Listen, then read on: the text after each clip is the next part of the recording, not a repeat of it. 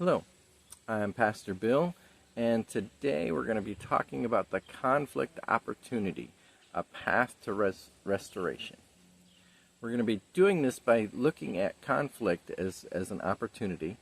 We'll be talking about different conflict management styles and how restoration of relationships is better than just a resolution of the problem. Now, conflict is an inevitable part of any workplace or personal relationship. If there are two or more people, you can be guaranteed that there will be conflict and there will be disagreements. Many may see this as a negative impact on the group, yet it can also be seen as a light that illuminates a problem and an opportunity for growth and restoration of relationships.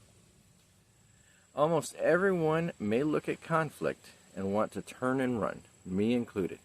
But I think we may be looking at these things all wrong. An example is that miscommunication and the lack of communication is probably one of the biggest problems we see today in marriages or any other relationship. Yet, through this conflict, both sides can make better efforts towards better communication. I believe that we may never have even seen the problem of miscommunication had there not been a conflict, and thus the opportunity for growth. Another thing that people may not think of is it's not just the conflict, but how is that conflict resolved? Do our leaders and pastors, or really anyone in the conflict, do we address the conflict head on? Or is the conflict left alone and avoided and left to fester? Is the intent of resolving the conflict just to end the conflict, or do we have a motive to restore the relationships? Now, these are the questions that I believe need to be addressed. In Ephesians 4, verses 31 through 32, it says, "Get rid of all bitterness, rage, anger, harsh words, and slander, as well as all types of evil behavior. Instead, be kind to each other, tender-hearted, forgiving one another, just as God, through Christ, has forgiven you." When a conflict comes up, this is our opportunity to show kindness towards others, and Christ is our example in this. Now let's look at how many of us address conflict in the different styles that we use. We have competing, avoiding, accommodating, collaborative, and compromise. Now, I don't have time to go through all of these styles, but let's start with compromise.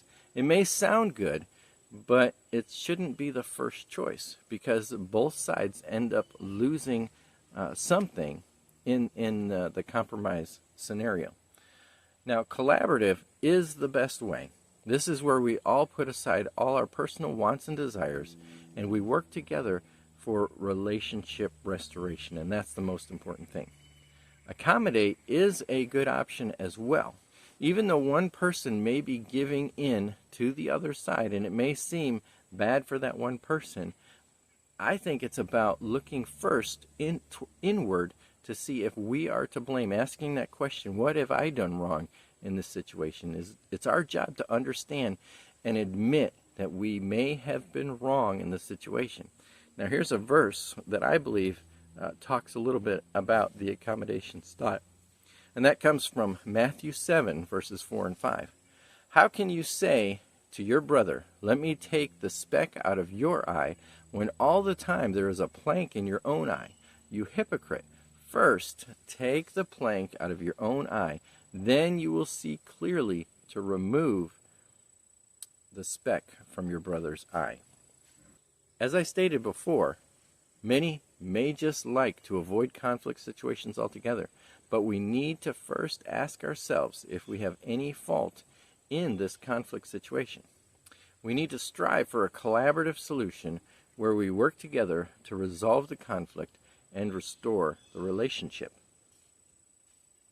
In Matthew 5, verses 23 and 24, it states, "Therefore, if you are offering your gift at the altar, and there remember that your brother or sister has something against you, leave your gift there in front of the altar. First go and be reconciled to them, then come and offer your gift." We can't wait for leadership or the other person to make that first move. If we know of the offense, we need to be the one to go and to seek restoration. Finally, the end result needs to be a restoration of the relationships and not just a fix or a resolution to the problem. Ephesians 4 verses 2 through 4 states, "Always be humble and gentle. Be patient with each other, making allowance for each other's faults because of your love. Make every effort to keep yourselves united in the Spirit, binding yourselves together with peace. For there is one body and one Spirit, just as you have been called to one glorious hope for the future." By embracing biblical principles, we can transform conflicts into opportunities for growth, understanding, and restored relationships. Thank you for your time.